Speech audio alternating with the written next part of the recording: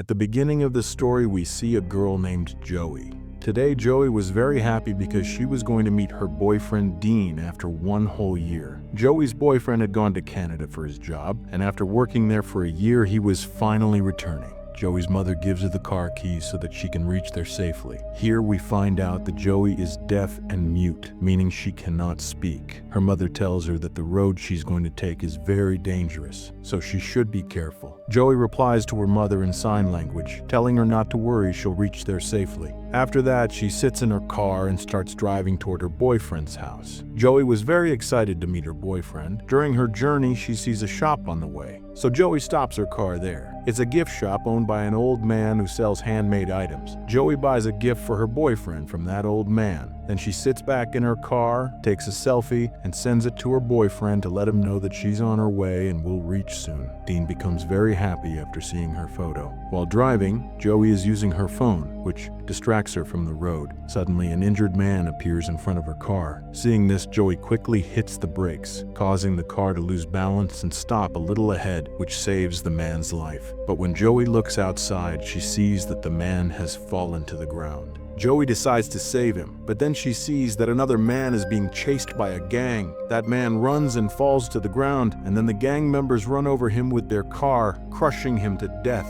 Seeing this, Joey's breath stops in fear, and now the gang members start coming toward her. Here, Joey could have started her car and escaped, but she didn't because she wanted to save that injured man lying on the road. So she quickly gets out of the car and puts that man inside her vehicle. Before she can drive away, the gang reaches there, catches Joey, and starts harassing her. Then, right in front of her eyes, they brutally kill the injured man. Seeing this, Joey becomes extremely scared and starts running away. But the leader of the gang, whose name is Trey, shoots Joey in the leg so that she can't run. After being shot, Joey falls to the ground. Then they take Joey to their hideout where they tie her to a bed with barbed wires. The wires pierce deep into Joey's hands. They torture Joey brutally and she writhes in pain. Meanwhile, Joey's boyfriend gets worried because so much time has passed and Joey hasn't reached home yet, so he keeps messaging her again and again, but there's no reply. Then he notices Joey's last photo. In that picture, he sees a board, and from that he figures out her last location. He immediately calls the police, informs them of her location, and requests them to find Joey.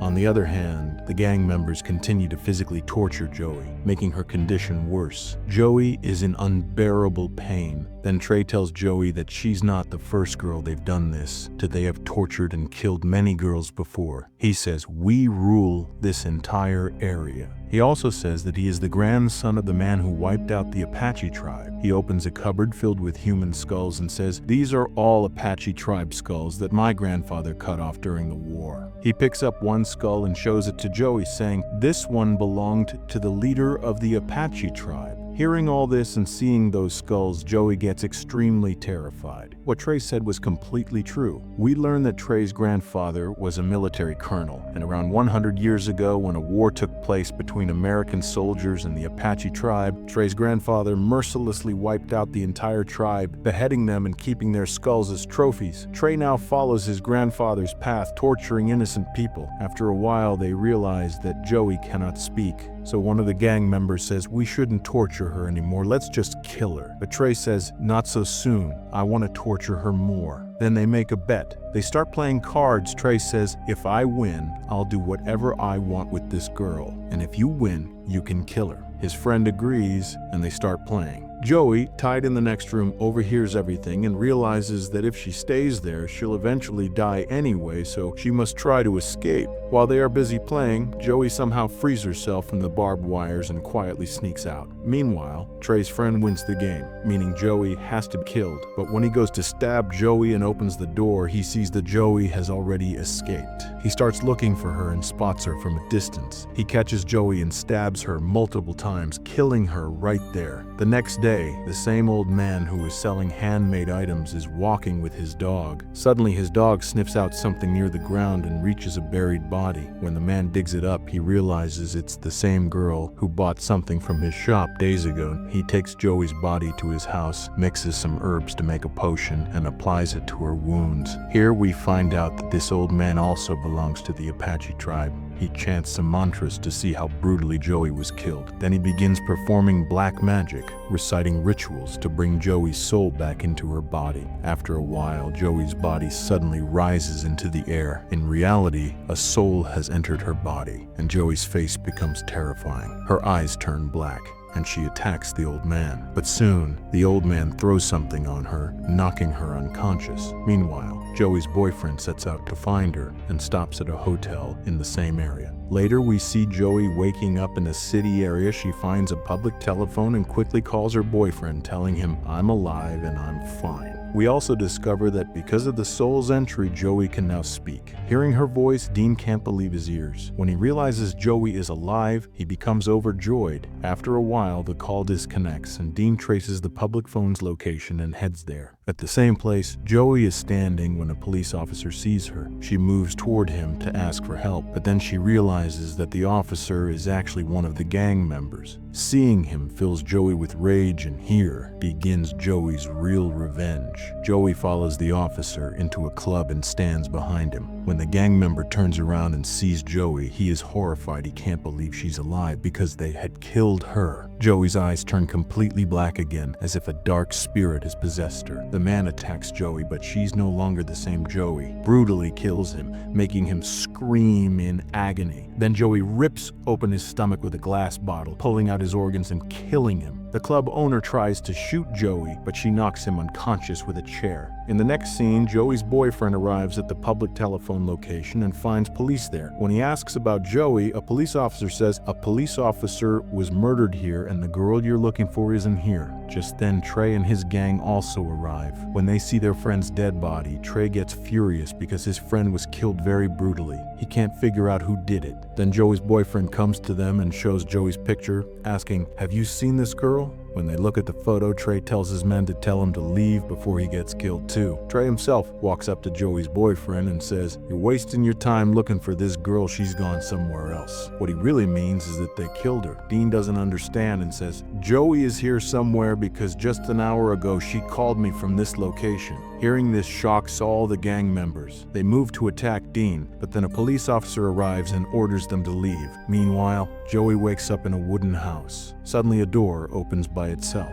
When Joey looks inside, she sees all kinds of weapons. She picks up a bow and arrow and leaves. In the next scene, we see the gang members. At first, they refuse to believe that Joey is alive again, but just to make sure, they go to the place where they buried her. When they reach there, they see that her body is missing. This confirms to them that Joey is alive. But one of them, the one who killed Joey, still doesn't believe it. He says maybe some wild animal took her body because it's impossible for someone I killed to be alive. But now, fear starts to grow among them. Trey tells everyone we should leave our homes for a few days and go far away so no one can find us. Even if the police learn about Joey, we'll be too far away to be arrested. They all start packing. But as one member is about to leave, he notices that someone has shot an arrow into his car's tire, puncturing it. He gets scared and calls his friend, saying, "I think that girl is here somewhere near me." Suddenly, Joey appears and shoots an arrow into his leg, making him fall. Then she keeps shooting arrows at him until he dies. After that, Joey leaves, and the other gang members arrive, finding another friend dead. They become furious. Later, Joey notices that her body is slowly decaying. Terrified, she returns to the old man and asks for help.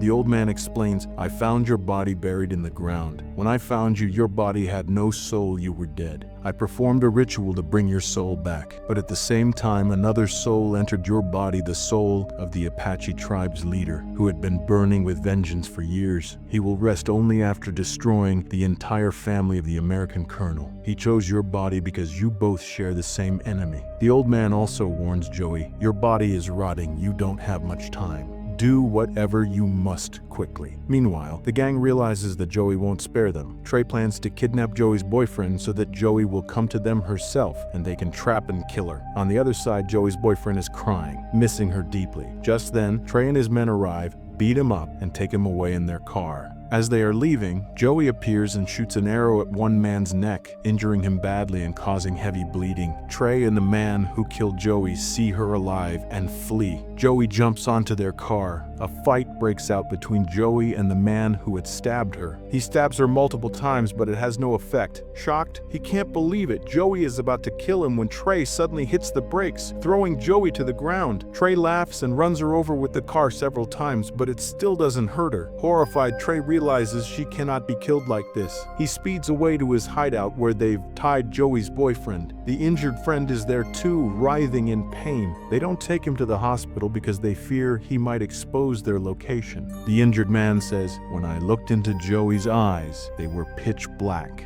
as if she was possessed." Hearing this, Trey realizes that this is the work of that old man who sells handmade items. Trey says, "I know an old man who lives near the place where we buried Joey's body. I'm sure he's responsible because he's also from the Apache tribe, and he's the one who summoned a spirit into Joey's body." Trey realizes that Joey will not spare him now. He hires many armed guards for protection. Meanwhile, Joey is seen taping her decaying body back together. Then, the spirit of the Apache tribe's leader appears before her and gives her 2 weapons that were used in the ancient war. That night, Trey's injured friend, who is in unbearable pain, secretly tries to go to the hospital. He drives away scared that Joey might appear on the road, and just as he fears, Joey suddenly appears in front of his car and throws a rod at him. The rod pierces his stomach and the car loses control and flips, killing him. On the other hand, Trey starts telling Joey's boyfriend everything, how they wronged her and tortured her brutally. Hearing this, Joey's boyfriend cries in grief over what she suffered. Soon, Trey learns that Joey has reached their hideout. He alerts everyone, but Joey starts killing them one by one. Trey searches for his friend, but finds that Joey has already killed him. Then Joey appears holding her friend's heart, the same man who had killed her. She eats his heart in front of Trey, horrifying him. Trey panics and runs outside. There, he encounters a police officer who tells him, "Don't run, stay here, I'll handle it." But Trey shoots the officer dead and runs away. After that, Joey goes to her boyfriend, who bursts into tears upon seeing her. He begs her to stay, but Joey has little time. She must finish her revenge, so she leaves. Meanwhile, Trey goes to the old man's place and points a gun at him, demanding, "Tell me how Joey came back to life." The old man tells him everything truthfully and says that Joey's body is possessed by the Apache leader's soul, which will not rest until Trey's entire family is destroyed. Enraged, Trey asks, "How can I stop all this?" The old man replies, "If you want to survive, you must burn all the Apache tribe's skulls. Only then